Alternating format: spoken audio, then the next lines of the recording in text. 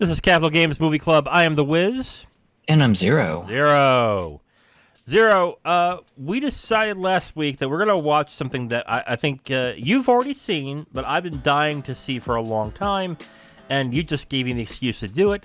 And that is 1994's Wong Kar-Wai film, Chungking Express, starring Tony Leung, Brigette, Faye Wong, and Takeshi Kaneshiro. Oh my god, I think I just murdered his name. Oh, man. Yeah. Interestingly enough, both Takeshi Kaneshiro and Faye Wong have had involvement in video games. Faye Wong, most people know her from doing the Eyes on You song from Final Fantasy VIII. And many people probably don't realize this, but Kaneshiro Takeshi, he is actually the voice of Samanosuke for the Onimusha games. No kidding. Yeah. Huh. All right, that's cool. Well, the Japanese, is he Japanese, or I know this is set in Kaneshiro Takeshi, he's actually half Taiwanese, half Japanese. Okay, because I know this is set in Taiwan, but no, Hong Kong. Hong Kong. Jesus Christ! Oh my lord! Can you tell I haven't been outside of the U.S.? Well, I don't blame you, mostly because I had a Cantonese girlfriend who, when she had went over to go see family, we would always have video calls and stuff like that. So she would kind of show me sort of like the sights and sounds of Hong Kong and stuff. So a lot of that imagery has been burned into my mind. And then, of course, since her family spoke Cantonese, and that's most of the language in the movie, with some bits of Mandarin, some bits of Japanese in there, it was just like, yep, this is just Hong Kong back in the 90s and 2000s. This is prime Hong Kong right here. I only mentioned those. You mentioned those two about video games.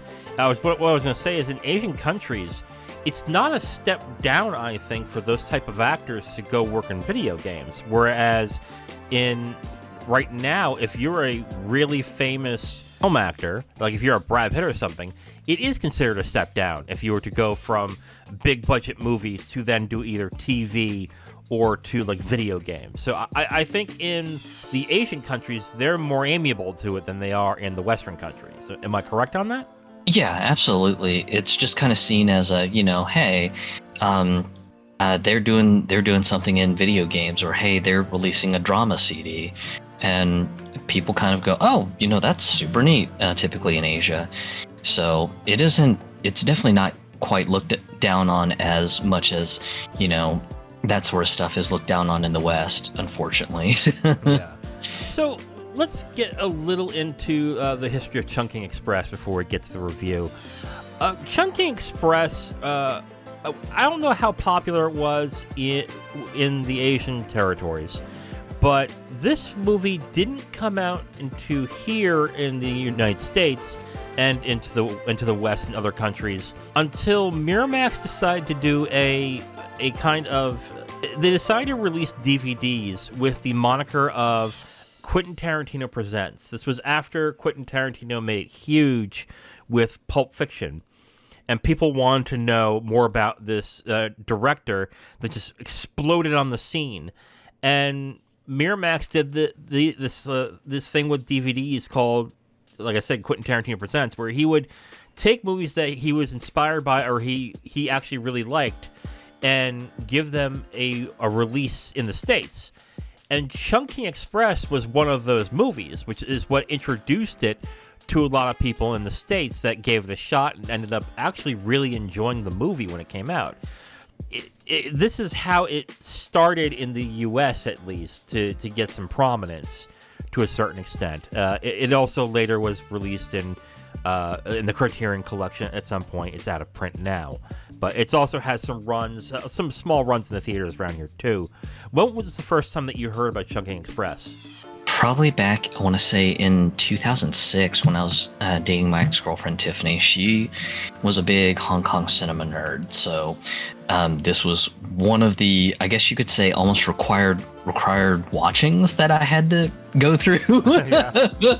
And of course, I saw the summary. It was like, oh, well, these are are like romance stories that have like a little bit of crime and a little bit of comedy and drama, and of course, just back then, just I didn't really have the appreciation that I do now. Before watching the movie, I was just like, oh god, just this doesn't seem fun for me, because I mean, I'm not gonna lie about it.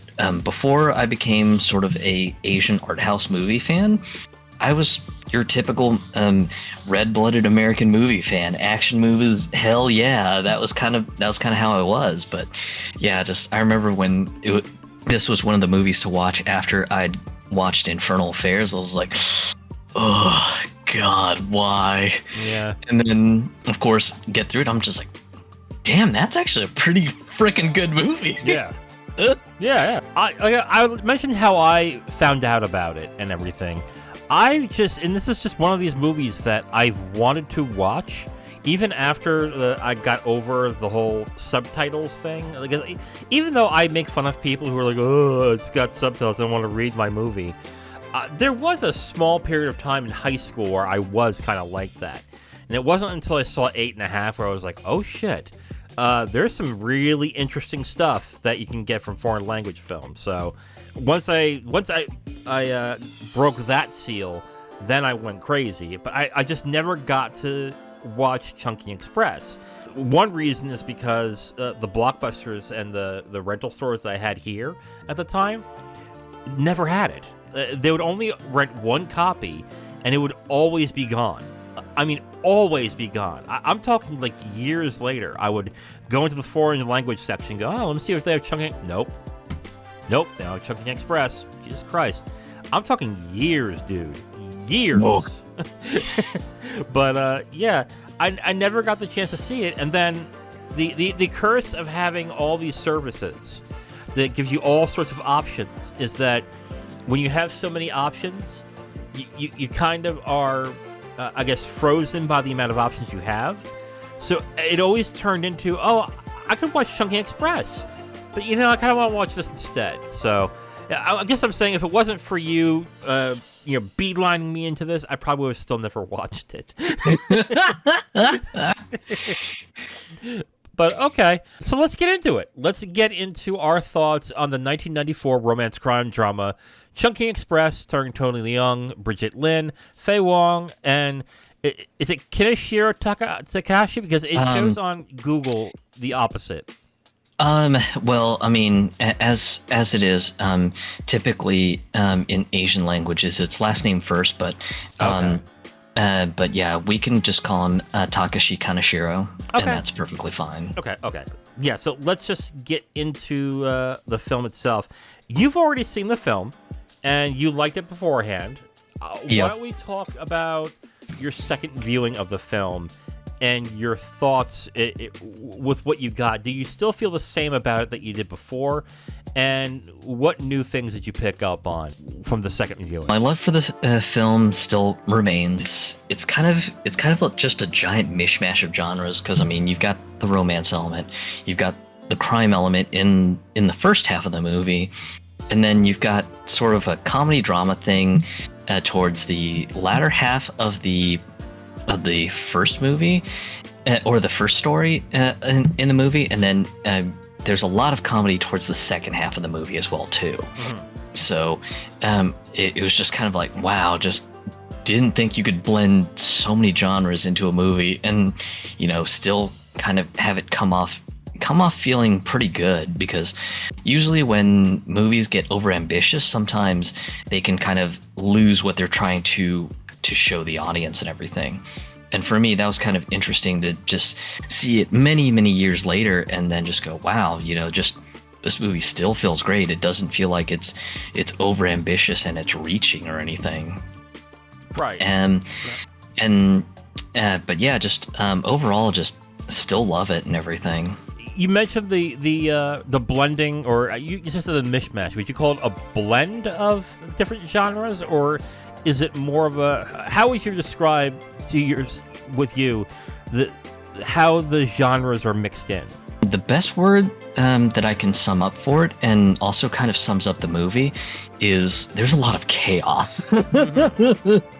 There's a lot of chaos because, of course, I mean, when the movie starts off, it starts off like a crime movie. So, of course, you're expecting something kind of pulpy and everything, and it's just like, okay, just you've got a detective who. Or rather a police officer who's going off on how he's just trying to get his one big break and everything. And then as you kind of progress through the movie, Hazy Woo is the officer in the first half of the movie who Kaneshiro-san plays. Of course, he's kind of lamenting that his girlfriend broke up with him. So you're just like, okay, now we're getting to the romance stuff and everything. And then, of course, just you get to like kind of the second half of the movie. And then you've got this like really, really hilarious comedic sequence between the police officer that's played by Tony Leung and the restaurant worker played by Faye Wong that's conveniently named Faye. Mm-hmm. And you've got this whole comedy thing going, but there's also like some drama involved in that story too. And it's just like, wow, it's just kind of interesting seeing these genres sort of blend together and everything. But at the same time, it's also so chaotic. Yeah, it was something that really that really intrigued me when I was watching this movie, is not just the blend of the different types of genres that they had throughout, but I guess the different types of personalities they had throughout the entire film. That usually in most films, there's a grounding of a certain type of, I guess, motif or a theme that they would have in the film. And it just, they don't seem to have that grounding in to a certain extent. Now, I would say that might be the grounding of the fact that everything feels so random and chaotic. Well, random is, I don't think, the right word. I guess you said it best, chaotic.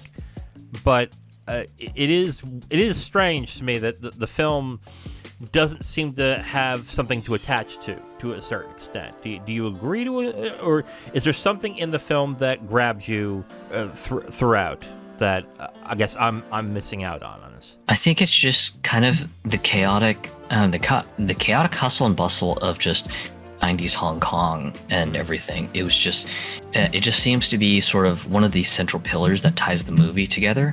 In my opinion, it's also kind of seen with the choice of cinematography that Wong Kar-Wai uses throughout the movie. In particular, the cinematography effect of just sort of like the juddery frame animation sort of thing that goes on during like some of the crime scene events and stuff like that, and then just of course the framing of some of the scenes where just you see like just populated markets of people just walking through very, very crowded markets, people sort of sitting in the middle of like market alleys just eating meals and stuff like that. Just there just seems to be just this central pillar of chaos that sort of brings the movie together. The changing of speeds in certain scenes is something that we also saw in the Grandmaster at certain points, correct? Yeah. So, yeah, I guess I shouldn't have been surprised that I saw that change of speed again in this, but I guess it's his trademark. I'm not really too familiar with Wong Kar-Wai and his filmography. This is like the second film I've seen of his, so like when I saw it, I was like, oh, this again. Okay. Okay, I guess let's get into specifics in regards to the movie. Let's get into performances in this. I do like the performances in this. I will say that the strong ones are clearly Faye Wong and Tony Leung in this movie, and that I came across more annoyed by Takeshi, Kaneshiro, and Brigette Lin in this. Though, to be fair to Brigette Lin, the performance was literally be stone-faced throughout the entire time of the movie. Like, to show zero emotion throughout. So I guess that was kind of the point in that. When it comes to performances, I definitely like Tony Leung in this, but I came away really liking Faye Wong.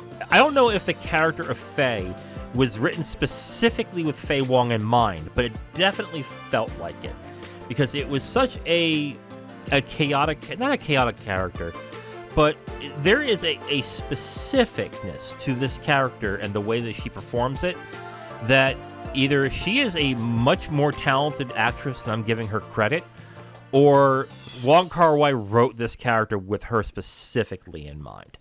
What are your favorite performances, and what do you think of? Tony Leung is definitely high up there. Yes. And really, I mean, it's like I said before we had started the podcast and everything, just he always plays the straight-laced police officer so well. It is just one of the roles that just he fits in so well.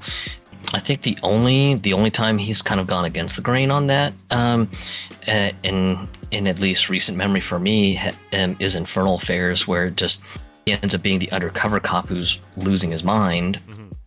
And then, of course, he sort of plays the bad guy in Shang-Chi and the Ten Rings and everything.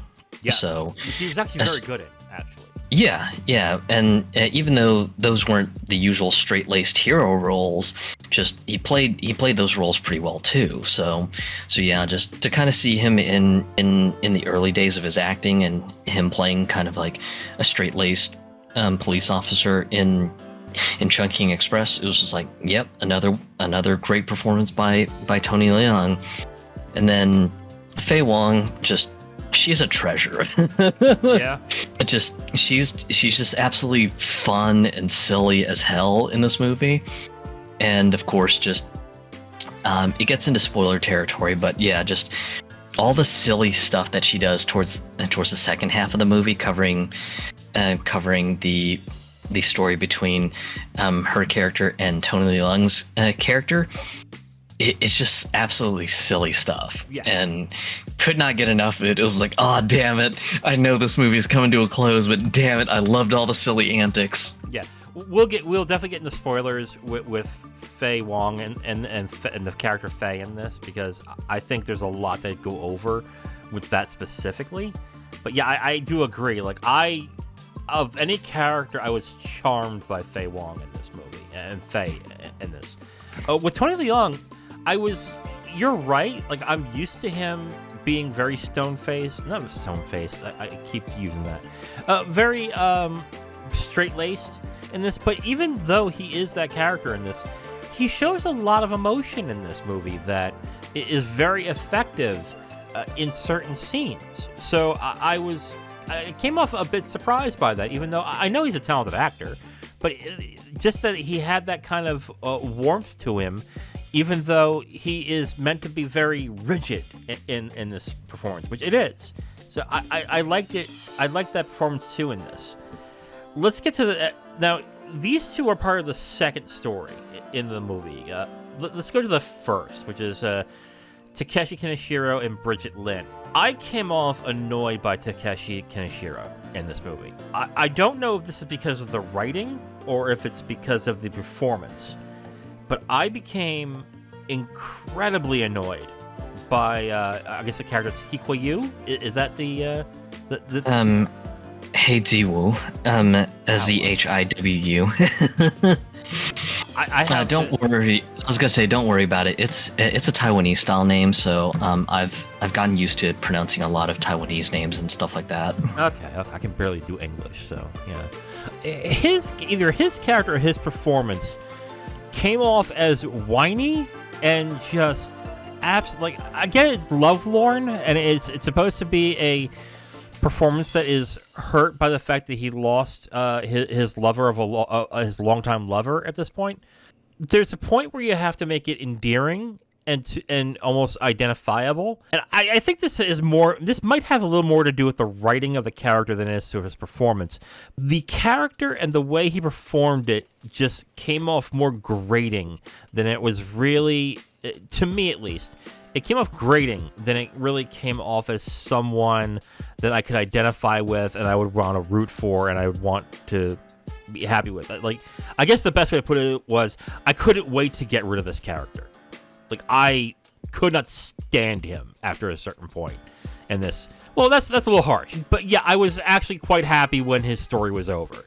Because if I had to deal with him for a whole movie, I think it would have been a painful experience for me. The character of Ziwu, definitely wasn't my favorite, mostly because it just I get that he was very hurt that May sort of dumped him and everything, but at the same time it was just like I I kind of sympathize with the owner of the Midnight Express restaurant of, dude, get over her, man. Just there are plenty of women out there. Just you gotta stake your claim and make a move. You can't, just sit there and hope and pray and wish that May's gonna come back to you. Because just every time he would go to the Midnight Express restaurant to like get some food, get like a soda or something, the owner of the restaurant would just be like, dude, you look like crap, man. Why are you pining for her? She's not coming back, dude. And she's not going to call you and say, she's not going to wish you a happy birthday. So, that's wishful thinking, man. Just get over it. And that was just kind of how I felt about the character and everything. And though towards the end, I mean, his character gets into a bit of a comedic situation with Brigette Lin, but at that point, it's almost kind of a setup for like the second story. No, I guess let's get into Brigette Lin's performance. Like I mentioned, it's hard to actually fault her performance in this because the character is meant to be a complete blank slate in this. So on the one hand, I kind of feel it's unfair to a certain extent to criticize her because the character she was given, she did a good job with, to a certain extent. But part of the story is for you to sympathize and to, I guess, identify with her. It's kind of hard to identify with somebody who is a drug trafficker who shows no emotion, is generally abusive towards a lot of people, and they give you nothing really to identify with in this character, other than the fact that she is cold, she's hard-bitten, and probably for good reason, and she is just somebody who does not emote to anybody in this. So I think that might be much more of a fault of the writing in this than anything else. But I guess the first story the first story entirely was a turnoff to me completely. Brigette Lin, is there anything you want to add to her performance, really? She came off as kind of a very, very cold and bitter drug runner, and when the deal goes sour and everything, just she really gets into the whole bitterness of just things going completely screwed up. Yeah. So since she's not really given a name, they don't the movie doesn't really get into her personal life or her personal trappings or anything. The most that you know about the blonde wigged woman was just the fact that she's a drug runner. That's really it. And I mean, you get to see a little bit of her personality quirks sort of shine towards the end of the first half of the movie. But again, I think that's more sort of the setup to the more lighthearted story for the second half of the movie. So let's get into the writing in this. And the way the movie is structured is that there's two plot lines. There's the first plot line with the plainclothes officer, Takeshi Kaneshiro, and what they call the woman in the blonde wig, which is Brigette Lin. And then there is a larger plot line involving Cop 663, which is Tony Leung, and Faye, played by Faye Wong. Most movies, when they do these multiple plot line structures, where not only are different things are happening in a movie, but there's two different movies happening at the same time, they find a way to mix them together in a certain extent, either thematically or in location-wise or as something, to attach themselves together to give a good reason as to why these two stories are married together. And I think this was a big problem I had with the film, because I really felt that having both plot lines together did nothing for the movie. That might also have to do with the fact that I did not like the first part of the movie at all. I came away with going, I'm glad that's over. Whereas with the second one, I actually was liking what I was watching to a certain extent, even though I felt it felt half-baked. I guess with the writing, when it comes to the structure, I had a big problem. There are themes that they both stick with. I guess both being two love-struck men who lost their lovers and are both struggling with the identity of who they are. I get that to a certain extent, and that's a connection to a certain extent. And then the shop is another connection that I guess binds them together at a certain extent. But I sat after the end of the movie going, why did the first part of the movie need to be done like that? Why didn't we get, I guess my thought was, why couldn't we just have a whole movie with Tony Leung and Faye Wong instead? Yeah, I'm with you. Even when I first watched it and then rewatching it again now, the first half of the movie is definitely the weakest. And it's just such a shame because just when the second half starts, it's just so much fun. Even though it's not perfect, I mean, it's got its quirks and its flaws in the second half too. But yeah, just the first half is just so weak.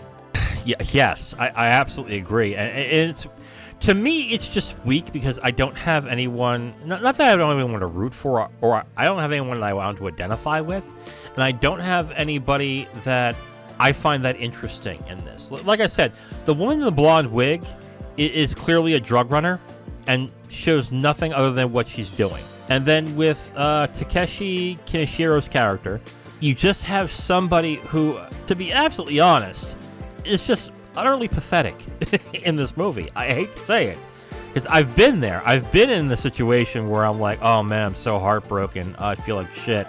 Like, I get that to a certain extent, but he just seems so pathetic in this movie. I'm like, oh, stop, buddy.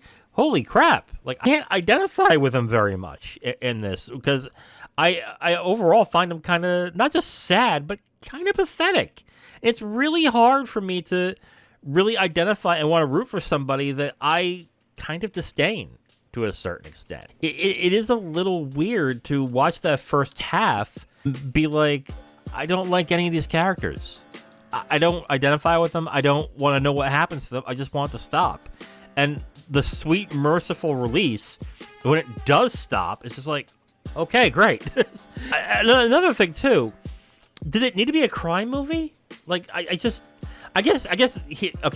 my main thing is I think they should have just got rid of the first part of the film. That's my feelings on that. It's just one of those things that just, again, I totally get where Ziwoo's pain's coming from, because I mean, I think most guys have been there. Just, you've got the one girl that you think is going to be with you forever, and then just out of the blue, she's like, nope, I'm done. I'm out. And there's always that moment that you're grasping for that one piece of hope, going, maybe it's just a thing that she just needs a break. Maybe, just things are going to be okay. She's going to come back, and just we'll just pick up where we left off. And just the focus of his obsession, it just kept being drawn out, and it just felt way too drawn out. Especially like his obsession with just going to the convenience store and buying all the canned pineapples that expire on May 1st, because just that's when his ex-girlfriend May's birthday is, and she liked pineapples. And it was just like, dear God, we get it. You miss May. Jesus, just let's move on. and that kind of obsession, if framed correctly, could be very interesting for a character. But that type of obsession shouldn't be, to me at least, shouldn't be something that is explored sincerely. It should be explored in a way of, oh, this guy's struggling. Oh boy, like there's an issue here. What's gonna happen? Oh boy. Instead, the movie does it in a very sincere, like, oh, poor Takeshi Kaneshiro, look at what he's going through. Oh my God, where I'm sitting here going, God, sack up, for God's sakes. Really? Like, come on. Yep. Like, I don't feel bad for this guy at all. Like, to be fair, again, we've both been through something like this. So to that extent, I get it. In regards to the character itself, I just sat there watching this going, really? Like, this is weird. And for the film to take it seriously is where I was like, this is odd. Like, this is not odd in an endearing way. This is just odd. So yeah. I sat there watching this going, okay, whatever. And I'm just glad it was over. So the second half, actually, so the majority of the movie was with Cop 663, played by Tony Leung, and Faye, played by Faye Wong. And I found this a much more endearing and likable story, though I still think it still had some problems in it. But with the performances, I like Tony Leung in this, but I really like Faye Wong in this movie. But when it comes to the writing, I wish there was much more depth to these characters. And I know that's a problem because the film was structured as a two storyline movie, and I think that's going to be the thing that really hurts the movie for me in the end, because I really wish I could just see more of these characters than I did in this. And this isn't I loved it so much, I want to see more. This was you didn't give me enough here in this. So it's fun, especially with just sort of the silly shenanigans that Faye gets up to towards the latter half of the second story. But yeah, just unfortunately, I am with you. Just the writing is just a bit on the weak side, and you just want more depth, more detail on the characters in the story, and it's just kind of threadbare. It just almost seems like the central focus is just, hey, we want to focus on just the romance dynamic. We really don't want to get into the nitty-gritty and the characters. We want to focus on sort of like romance, the drama, and the comedy between these two characters, and that's all we really care about. It's just like, but this is such a good story. It would be so much better with a little bit more detail to be fleshed out on it. yes, absolutely.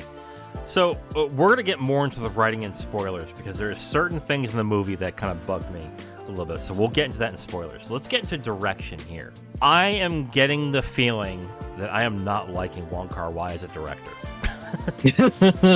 And here's why, okay? I read a little bit more after I watched the movie on his thoughts on the movie, and he called this his film student film, or I guess his student film.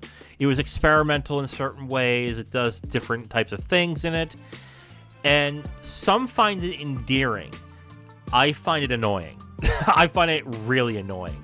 And when you mentioned the way the film speeds change in certain aspects, where it becomes a lot more chaotic, and the way that it's shot shows the film in a way where like light beams and the way that the light is shining is distorted in a certain way, I found it highly annoying to deal with. Some films can pull that stuff off when it's done thematically right, but it seems like to a certain extent it was done.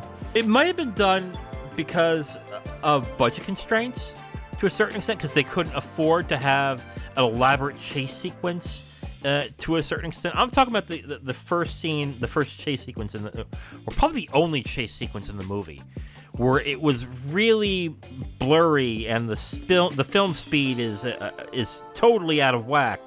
And it was meant for effect, but I don't think it was effectively done very well. And then don't get me started on the slowdown. I do not understand his obsession with slowdown. He did it in The Grandmaster too, where he slowed down the speed to a certain extent in certain scenes where it just did not need it. And he does it here too. Like I don't get it in this. I guess visually the movie's okay, is good, but with the camera tricks and the certain things that he does with editing, it just annoys me to no end when he does it. They're not great. And that was how I felt initially when I watched the movie back in 2006. And I still feel that way now. Just, it could have been, I mean, if you wanted to illustrate the chaos, there are much better ways to do it. But yeah, it's just really, really not a great way to do it. Like, it seems more like, isn't it cool we can do this? More than, this is the reason why I'm doing this. This is what I'm trying to portray. This is what I'm trying to actually have you feel when this happens. It doesn't seem like a thematic, there's thematic reasons to why it is. It just seems like a visual flourish. And visual flourishes are fine in moderation, and when it really impacts the scene in a very visually distinctive way. But in no circumstance do I see any of the slowing down, the camera speed changes, and the blurriness. Do I ever feel like it works in this. I just come off going, why? Why are you doing this?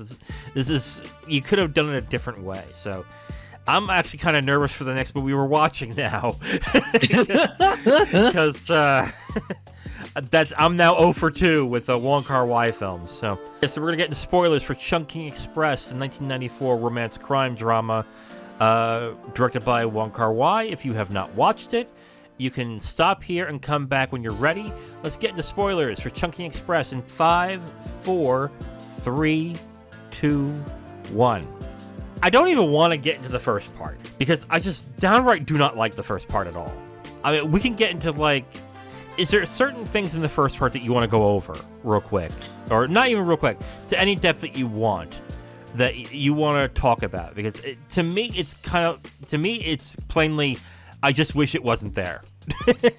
Yeah, and I get that. I think really just it's kind of weird thematically, because I mean, starts off as kind of a pulpy crime drama sort of thing. You know, just you've got Officer Ziwoo just trying to get his big break, and then also he's also pining for his ex-girlfriend and everything. And then of course you've got the woman in the blonde wig.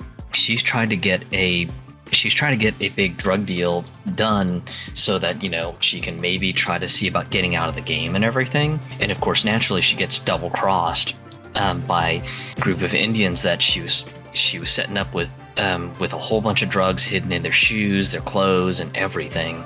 And of course, turns out that the barman who was helping set up this drug deal, he was also in on sort of the betrayal shenanigans. And of course, you've got this whole thing where she's trying to hide out and, you know, just try to keep a low profile and try to exact revenge on things. And then of course it gets a bit towards the weird and comedic side when Officer Ziwoo just goes to like a girly bar to go drink and stuff like that. And then he finally, to try to take the advice of the proprietor of the Midnight Express restaurant, and, you know, he's like, all right, first girl that walks in, I'm just gonna try to just hit it off. And then of course, who walks in? The woman with the blonde wig, and he's trying to flirt with her, and then she's just like, dude, I ain't into it.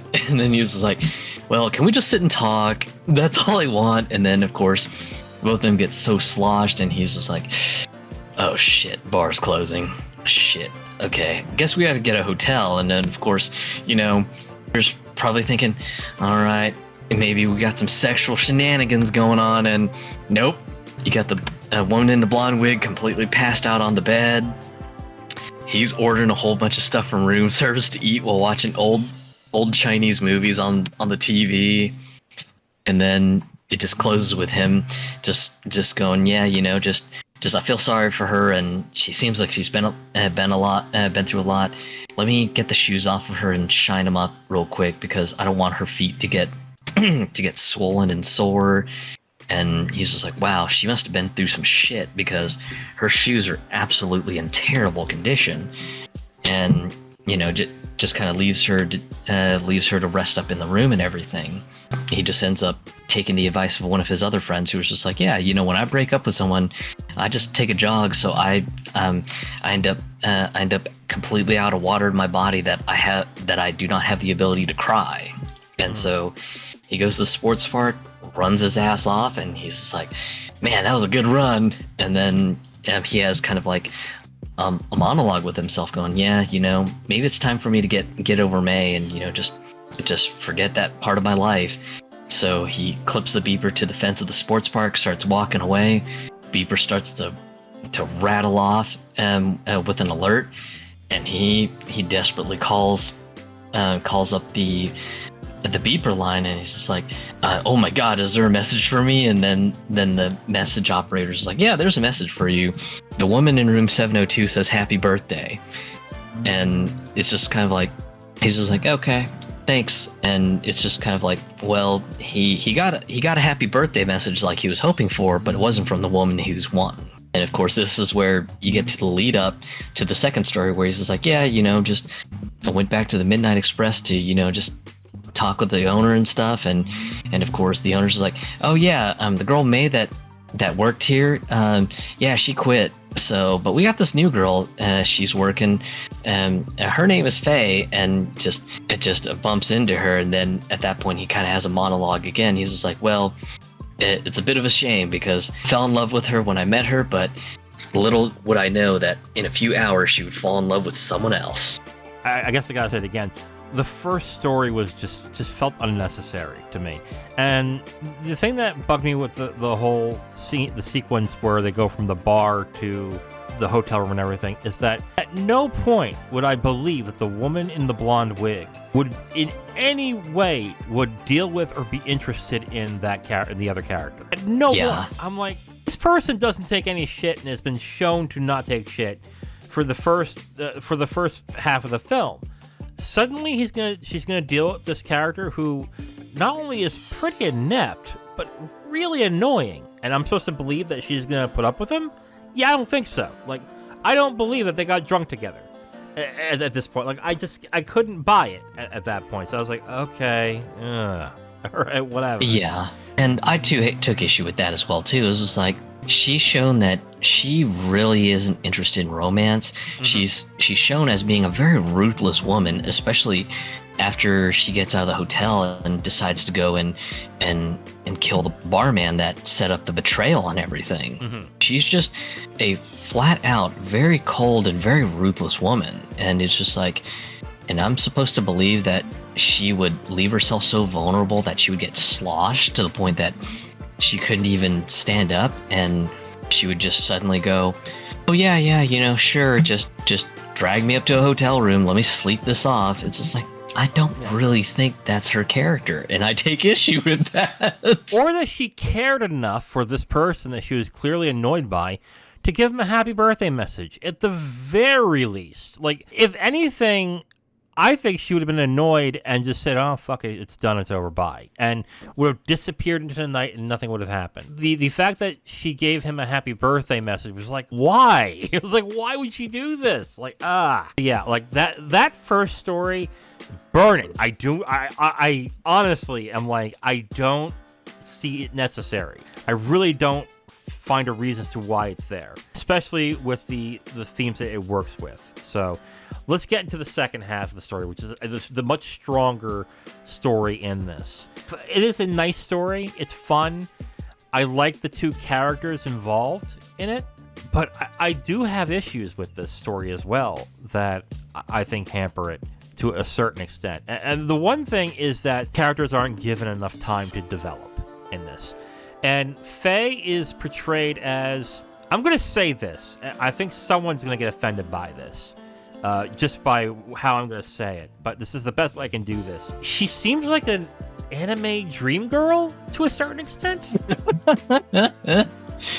And I know by saying anime, I'm stereotyping to a certain extent because they're all Asian, even though they're not Japanese. I get that, but let me explain this to a certain extent. This woman, I should say, seems to be portrayed as a quirky, kind of pre-Zooey Deschanel magic pixie girl to a certain extent, where she does all these things that a man could ever want, but does it in the background, but is kind of weird and quirky and has this really interesting and odd personality that is really endearing. Now, Faye's character does some weird shit in this movie, and yet I'm not bothered by it that much. I thought it was kind of cute. I thought it was kind of endearing and sweet, even though when you look back at it, you're like, that's not only strange, but illegal? It's like, that's not a good idea, especially to do it to a cop. It's a weird juxtaposition, because on the one hand, I can look at it logically and going, this is weird. This doesn't work. But on the other hand, Faye, the character, and I think the performance by Faye Wong really helps it to be watchable and likable to a certain extent. But I just wish, but I think the key problem is that she's not developed enough in this. Like, this is the one character that could have used a lot of development and a lot of good writing to really make her character very dynamic and interesting. And I get why people love this character too. I just watched this movie and saying, I really like this character, but there's not enough of it. and that really hurts the movie. It's kind of funny because, I mean, of course, the setup is just Officer 663. He gets broken up with his flight attendant girlfriend and everything. The breakup is real awkward too, because of course his girlfriend just stops by the Midnight Express restaurant. She's like, "Hey, you know, is Cop 663 here? You know, I hear he's usually here when he's on duty and everything." And then of course the proprietor is just like, "No, he's actually off duty today." And then she's like, "Oh, well, in that case, can you give this envelope to him?" And of course, everyone at the Midnight Express restaurant love gossip, so they're immediately opening up the letter and everything, and just like, "Oh no," they're nosing through his business. "Oh no," and of course, of course, if Faye's curiosity is kind of up because she's seeing everyone just kind of like reading on this letter and everything, and then of course just she reads through it as well too, and then of course notices that there's a set of keys in the envelope, and then after reading it and seeing the keys, she puts them all back and just kind of holds on, has the restaurant hold on to the envelope and everything. And of course, naturally, he comes over to get his coffee from the Midnight Express and everything, and Faye realizes, "Oh, hey, yeah, there's a letter for you from a woman that had some like flight attendant uniform on. So she said to give this to you." And then he's like, "No, just wait a second. Just give it to. You can give it to me after I've had my coffee." And then just finishes the coffee and, you know, doesn't take the envelope. And then later, it's when she's like dragging like heavy baskets of vegetables and stuff. He ends up kind of making like the casual invitation of, "Hey, yeah, you know, just come on by to my house sometime. You know, we'll talk and, you know, we'll talk and hang out and whatever's." And of course, she totally misconstrues that invitation and just takes the keys, and she's just like, well, I've got an idea, and starts playing these hilarious shenanigans of like rearranging decorations in his house, cleaning up his house, and just trying to pretty up the place and everything. Yeah. And there's a few times where he and Officer 663 is just like, "You know, I come home and I just got this vibe that my ex-girlfriend's here. Just, I know she's here. I know she's somewhere. I just don't know where she is."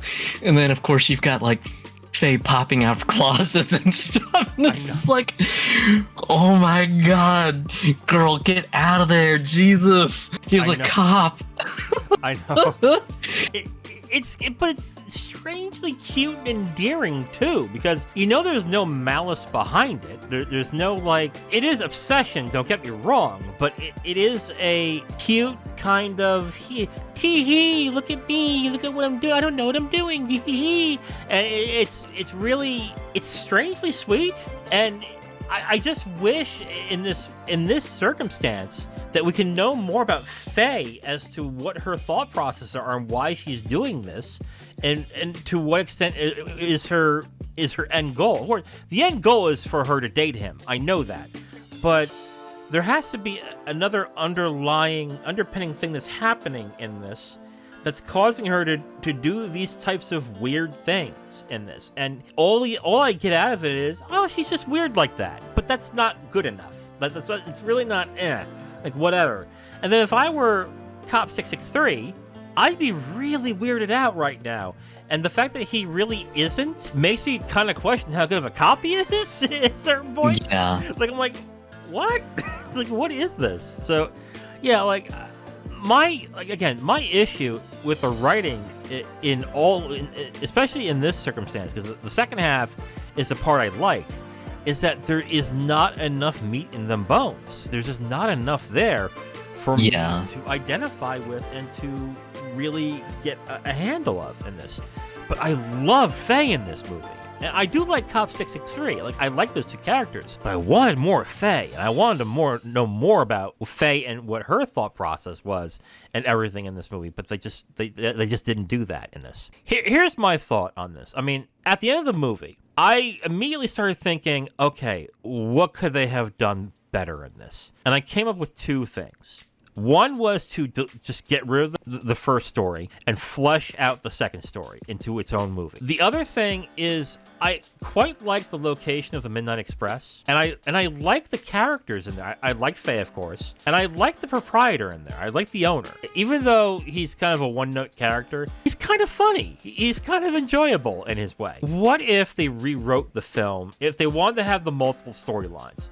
What if they rewrote the film where the main character was that restaurant and the characters were all reacting to what was going on, instead of it being this location just being a kind of interstitial location where the stories just so happen to meet? I think just more detail overall. Yeah. Especially for both Officer 663 and Faye. Just a little bit more detail, because they're very threadbare as characters, and they just don't have enough time to bloom and develop properly into full-blown characters. And it's like I said, it just seems like they want you to be more focused on kind of the romance and the drama and maybe some of the comedy, but it's just like, yeah, these characters, they're just chess pieces on a board. Just pay attention to the dynamics that are going on.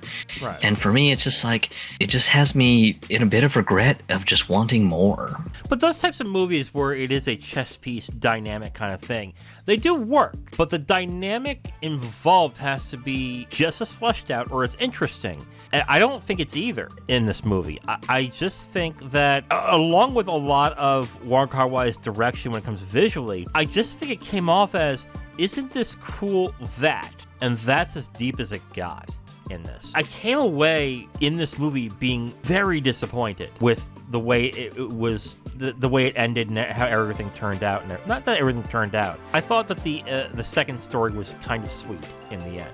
I still wanted much more than they were giving. To a certain extent, they just made some really questionable decisions when it came to the storyline and writing and everything. Again, I just felt the same. I was just like, I just want more of the second story. It pains me so much that characters are threadbare. Hey, you've got this overarching romantic comedy sort of dynamic going on. It gets into a little bit of the soft-hearted drama stuff towards the end of the second half, and then it just kind of closes right when things are starting to get good, and it's like, oh, damn it, what a freaking buzzkill. Yeah. Especially when you get to the end where just 663, he finally realizes, oh my god, I really like Faye. I gotta ask her out. And it's kind of funny because just the moment happens after he finally catches her just gallivanting around in his home and everything, and he's just like, what the frick are you doing? This is my home. And then just, of course, she's embarrassed, and of course she's like, oh god, I'm gonna die. God, I screwed up and everything. And then of course he's just kind of sitting eating noodles and stuff like that. He's just like, the house is kind of nice again, and man, I don't know what it is. The sardines I tossed into my noodles taste really good. Yeah. And he's just like, oh god, I like Faye. I need to ask her out. Yeah. It was kind of cute. Yeah. Yeah, and then of course just this is, and this sequence is where the drama happens, because he's just like, hey, meet me at the bar California for a date and everything. And of course he's just waiting, and then unfortunately he gets stood up. And he gets notified that he got stood up in the worst way. Just Faye's cousin, aka the proprietor of the Midnight Express, he comes up and he has like a letter to deliver to him, and he's just like, I'm sorry, man, she ain't coming. She up and quit the restaurant, and then she just left and flew off to California. And then of course it's just nothing but just sucker punches for like the next while, because of course 663 he goes to the convenience store and everything to kind of maybe get a beer or something, and of course he bumps into his flight attendant ex-girlfriend, and of course she's all like hey man, just you doing all right? And he was like, well, I guess so, and everything. And she's like, yeah, I'm doing all right too. I'm seeing a new guy, and the new guy's like got the total asshole vibe going for him. Yeah. And then of course just just he's honking on his scooter for her to hurry the fuck up and everything. And then of course she starts running out of the convenience store, and he's like, yo, you didn't freaking pay for your shit. And she's like, oh well, you'll cover for me, right? And he's like, oh god damn it. And I'm just like, oh dude, that is the freaking worst. Yeah, but it was kind of sweet, I guess, what happened at the end, that him and Faye, I guess, they got together to a certain extent. It was kind of bittersweet. Yeah, but again, it was kind of cute because kind of what sort of tied the whole thing together was just the letter that he got. Like, his first instinct was just to ditch it in the garbage and everything at the convenience store, and then suddenly you see him run back for the letter. He's trying to dry it out in desperation in like the convenience store's little like snack holder and everything. Yeah. And then of course the letter actually ends up being a drawing of a boarding ticket, post-dated 1 whole year later. Yeah. And of course, just from there, it gets like an immediately quick cut to kind of Faye's perspective on things. And she was like, yeah, I ended up actually going to the California bar actually a bit late. And I was hoping and thinking maybe he'd show up, but he didn't, and I kind of went on my adventure and everything. And then of course, in another quick immediate cut to her 1 year later, kind of hanging out at the bar California and everything. And she's like, I was hoping to maybe bump into him now sitting at the bar, but he's not here. Maybe he's kind of moved on. And of course her first instinct is to go back to the Midnight Express, which was her cousin's restaurant and everything. And of course, just what awaits her is one hell of a surprise, because she comes in and of course just there's like a whole bunch of like paint and cement and stuff just out in front of this restaurant for what looks like a renovation. And so she sees the metal shutter pulled kind of way down low, and so she's like, what the hell's going on? And of course gets in and she sees Officer 663 just kind of in the restaurant doing stuff in the restaurant. She's like, what in the world are you doing here? Yeah. And of course he's like, oh well, yeah, your cousin was just like I want to do something else, and he decided to open a karaoke bar, but he didn't want to close the Midnight Express. So I talked to him about it, and yeah, he was like, actually, how about you run the Midnight Express? And so it's I'm the one who's now running the Midnight Express and everything. And of course they're trying to quickly catch up on what's happened over the year and everything. He's trying to ask her out, but he's kind of trying to do it in kind of a real like half-hearted way. He's like, well, grand opening for the renovated Midnight Express is going to be in 2 days. Can you stay? And she's like, well, I'm going to be flying out soon, so I'm not going to be able to hang out. And then, of course, she then asks him the one big important thing, and she's just like, hey, do you still have, I bet you probably didn't read that letter that I left you. And, of course, just instantly, the minute she asks him that, he runs to the back of the restaurant, pulls the letter that he had been saving for this whole year, and then he's just like, yeah, I got a letter, but it actually was a boarding ticket. And unfortunately, the destination's kind of blurred out. So I wonder if you could help me out on this. She kind of just takes a napkin from the restaurant, starts drawing another boarding pass and everything. And then she was just like, yeah, I can issue you another boarding pass. But the real question is, where do you want to go? And then just 663's response is, wherever you'll take me. And then when it closes, I'm like, damn it, that was when it's getting good, damn it. Yeah. This is the main problem of the movie, really.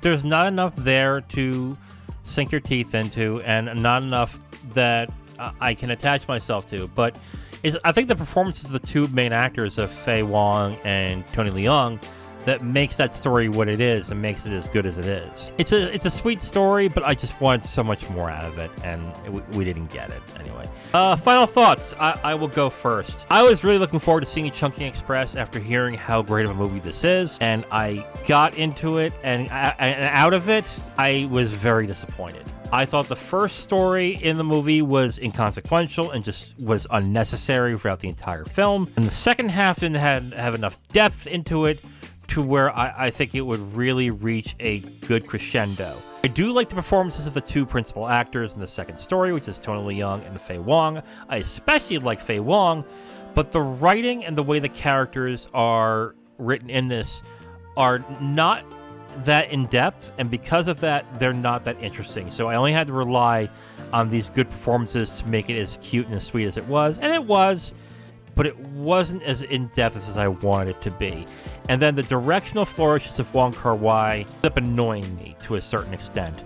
There are some good parts of it that are shot pretty well, but for the most part, I think it just lacks a certain cohesive vision that I really wish that he could just hone down on and decide how he wants to do the shots and everything. Overall, I was disappointed by Chungking Express, and I might come back to it at another point, and I might get more out of it at another viewing. But as of a first viewing, and after watching it, I'm going to give it 2 stars out of 5. I can't recommend it. I do like the second story, but I just don't think there's enough to it. And then to sit through the first story, which was unnecessary, you're asking somebody to watch an hour-and-a-half movie where maybe 30 to 40 minutes of it is not that good. And for that specific reason, on top of the second half not being that in-depth, I can't recommend it. So I'm going to give Chungking Express 2 out of 5. I can say I'm a little bit more positive, but not by much. Okay. Again, just I like the movie. I'm not really much of a fan of kind of the visual flourishes, like the shaky cam stuff that happened during the first part of the movie and everything. And then, of course, the real weird stilted sort of filming effect that was used in a couple of the scenes to kind of try to illustrate the chaos. I just thought that there could just be better techniques to illustrate the chaos of the crime stuff going on. And again, the first story, it is so weak. It is just, it almost just kind of feels like a filler arc for a TV anime, which is really sad because Takeshi Kaneshiro is a really good actor. It really hurts to kind of see him in kind of a really, really weak role. And again, just the whole stone-faced dead seriousness of a woman in the blonde wig played by Brigette Lin. It starts off just kind of playing strictly to the rules, and then all of a sudden, towards the end of the movie, it's like she completely drops her guard. It isn't gradual, it's just like a sudden boom, just floored, completely dropped out of it. And it was just like, wow, just the first story should have been over with so quickly. And then, of course, you get to the second half. It's fun, it's silly, there's some push and pull, it's very cute, it's very endearing. Like we covered ground on it. Both Tony Leung's character, Officer 663, and Faye Wong's character, Faye, they're just so threadbare. Just, you want to know more about them, but there's just nothing to know about them. And really, the second story is kind of contingent on how strong the performances of both Faye Wong and Tony Leung are. So it's just an absolute shame because the second half just feels so fun, so silly, and so heartfelt. And then just if you're trying to look for more substance and details, it's just not there. If you had to put a numeric score on it, I'd say maybe a 55% for me. Man, you just change the percentage and the numbers all the time, man. Like it's like, I'm gonna give it 5 out of 10. I'm gonna give it 55%. I'm gonna give it 3 out of 7. Like yeah, this one's kind of more granular for me. Just, I think really just, it's not an absolutely terrible movie, and the second half redeems it, but at the same time, it's not a terribly strong movie either. Does it surprise you that it is as beloved as it is? A little bit. I mean, I can see why some of the Asian cinephiles are just gaga over it and everything, but I mean, as someone who generally just enjoys art house films of all cultures and everything, I think it sort of broke my bias for it and everything. Because, I mean, if you spoke to me years ago when I was still just Asian cinema mostly for most of my art house stuff, yeah, I probably would have been someone who would probably put this roughly at like the 80% mark or something. But just with kind of broadening myself out and kind of trying to explore more art house films of different countries and cultures, just it sort of opened me up, and it sort of softened just some of the bias that I used to have for Asian art house cinema and everything. I kind of look at this film, it being as popular and as beloved as it is, as, there's always, I have this bias too, to a certain extent, where you see that one film that changes the way you look at, this one thing that changes the way you look at everything else. And it really cements this thought of, oh my God, there's something more to this. I could see how Chungking Express can do that for somebody in this, with the way it's shot and the way they do the stories and everything. But I gotta be honest, if this was made into an American movie, I think it would be pretty standard. To a certain extent, it would be just as threadbare and as annoying and as cloy as a lot of the other romance films that Hollywood does ad nauseum for the past 30 years in this. When it comes to like the characters and everything, it's not that interesting. It's kind of what surprised me in this, is that I look at this and I'm like, and saying like the characters have no depth, and there is some nice there's some camera tricks and there's a visual distinctiveness to it, but when it comes to the meat of it, I don't see anything special about this, and I came off disappointed. And I know it's not a good idea to base your expectations and your feelings on if you like something on what somebody else thinks, because the hype of it will then distort exactly what you think of the product in the end. I just look at this and go, it's kind of like I said, it's kind of like if this was the first type of movie like this that I saw, like this multi-plotline story movie, and this is the first one I saw, that I could see how this could change my mind about a lot of things. But since it's not, and I've seen a lot better, and with much bigger stars and much bigger characters and stuff like that, with more depth, I just look at this movie as horribly lacking and being confused as to where all the love is coming from. So I don't know. I honestly don't know why it's as beloved as it is. But it is, and there is a strong fan base for this, so we'll hear from them, probably, if they So like, oh, you guys don't know what you're talking about. Faye Wong is my dream girl. Like, yeah, okay, cool. Okay, Zero, so I was excited I thought about this immediately after you said we're going to watch Chungking Express for the next movie. When you say, oh, we're going to watch Chungking Express, like, well, hell, man, if we're going to do this, let's just go balls deep and go Wong Kar-Wai crazy, And yep.